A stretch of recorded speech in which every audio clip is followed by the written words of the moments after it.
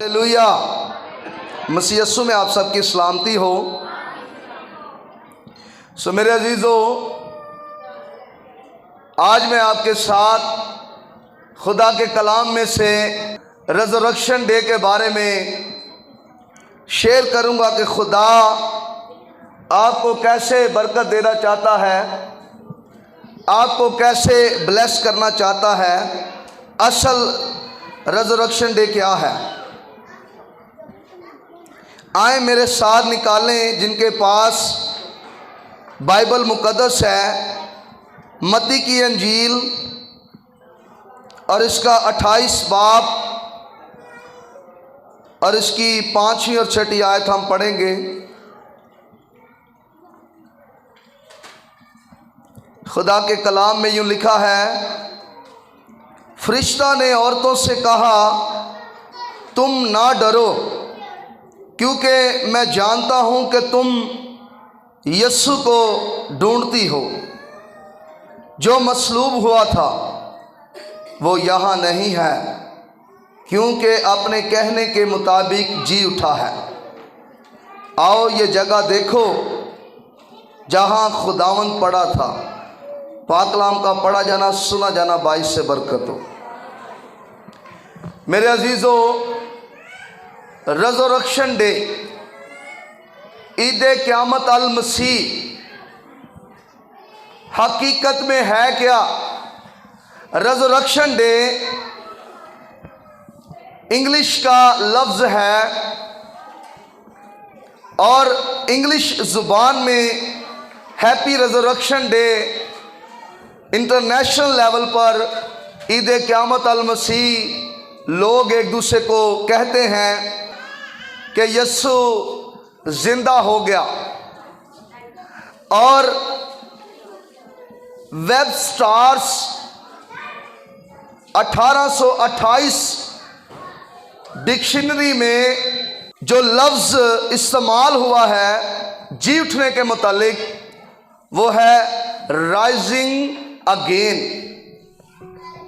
यानी दोबारा उठना,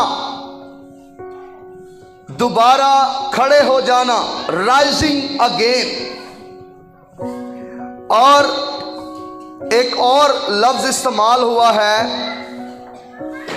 स्ट्रॉन्ग बाइबल डिक्शनरी में, यूनानी ज़ुबान में ये लफ्ज़ है एनिस्टेमी, जिसका मतलब है क़यामत, जिसका मतलब है राइज अगेन, यानी दोबारा उठना या खड़े हो जाना। ये रेज़रेक्शन है। स्टैंड अप, खड़े हो जाना, राइज अगेन, राइजिंग अगेन, खड़े हो जाना, दोबारा जिंदा हो जाना,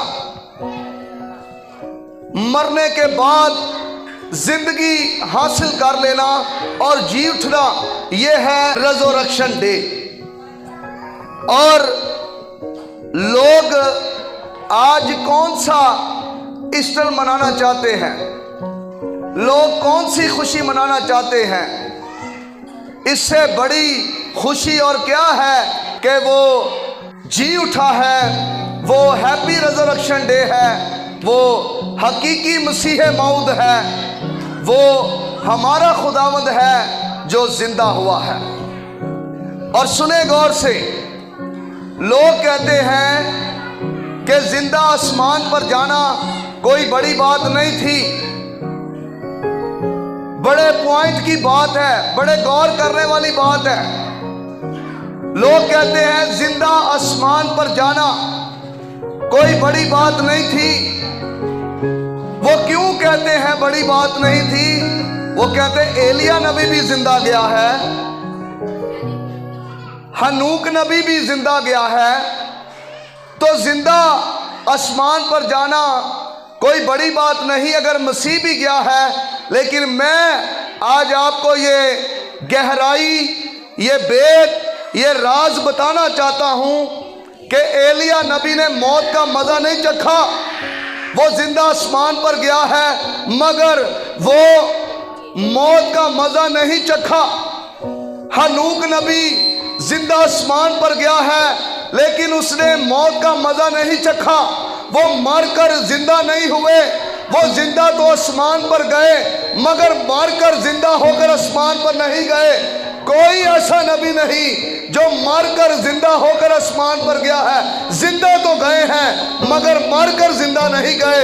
वो सिर्फ यीशु नासरी है जो मरकर जिंदा हुआ है, जो जिंदा आसमान पर गया है। उसने मौत का मजा चखा है, वो पताल को देखा है और वो जिंदा आसमान पर गया है।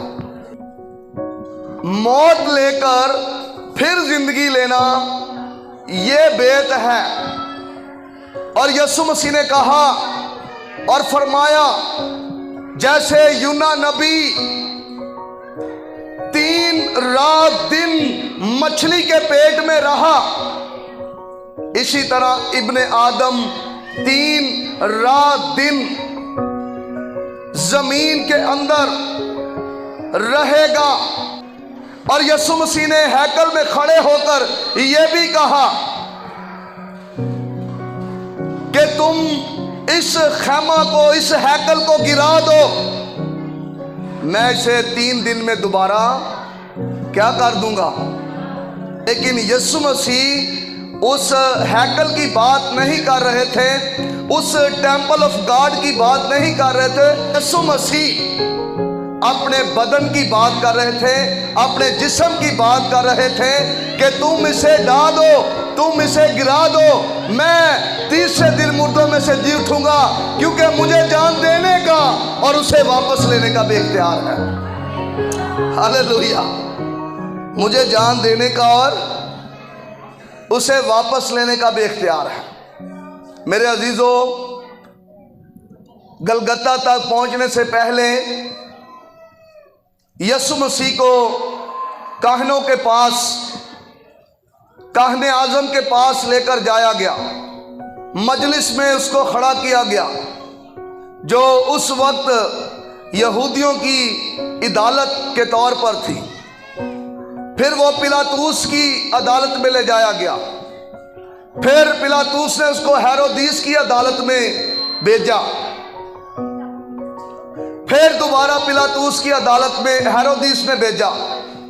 यीशु को अदालतों में घसीटते रहे और उसे ठट्टे और मजाक करते रहे।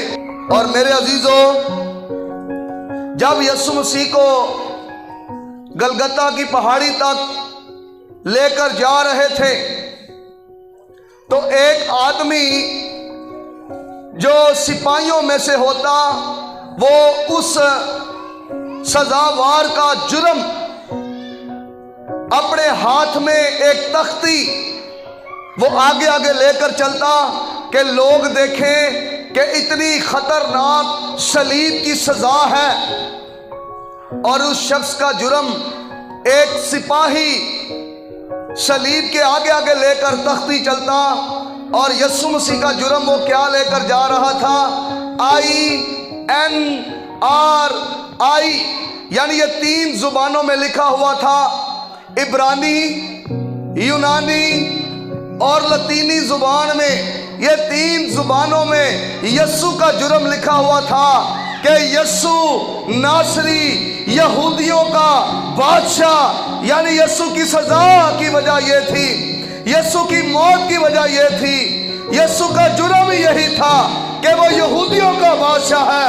और आज वो सिर्फ यहूदियों का नहीं बल्कि हमारा भी बादशाह है, पूरी दुनिया का बादशाह है। और वो बादशाहों का बादशाह है, वो खुदावंदों का खुदावंद है, वो मनज्जी है, वो ख्रिस्तुस है, वो मिसाया है, वो खुदा का बेटा है, वो यीशु नासरी है। हैप्पी रिजरेक्शन डे है। हालेलुया। इब्रानी जुबान इल्हाम और मुकाशफाती जुबान है। इल्हामी जुबान यानी खुदा जो पैगाम देता नबियों को, वो इब्रानी जुबान में दिया जाता। इब्रानी जुबान इल्हामी और मुकाशफाती जुबान है। उसके बाद यूनानी जुबान ये इल्म फन, तहजीब व सकाफत की जुबान है। फिर लतीनी जुबान लातीनी जुबान हकूमती और सियासी और कानूनी जुबान थी। सो मेरे अजीजों, रेज़रेक्शन डे क्या है कि वो हमारा निजात दहिंदा है, वो हमसे प्यार करता है, उसने सलीब उठाई है, उसके सर पर कांटों का ताज रखा गया, उसके हाथों पांव में कील ठोके गए, उसकी पसली को छेदा गया। रेज़रेक्शन डे उसको ऊंचे पर लटकाया गया, बरहना लटकाया गया, उसकी दाढ़ी नोची गई, उसकी पोशाक फाड़ी गई, उसके तमाचे मारे गए, उसके मुंह पर थूका गया, उसे मुक्के मारे गए, उसे सड़कों पर अदालतों में घसीटा गया। ये है रेज़रेक्शन डे का मकसद कि यीशु मसीह आपको हमेशा की जिंदगी देने आया है। जो कोई खुदा के बेटे पर ईमान लाएगा वो हलाक नहीं होगा बल्कि हमेशा की जिंदगी पाएगा। को बंद करेंगे, अपने सरों को झुकाएं और अपने खुदावंद के सामने झुक जाएं।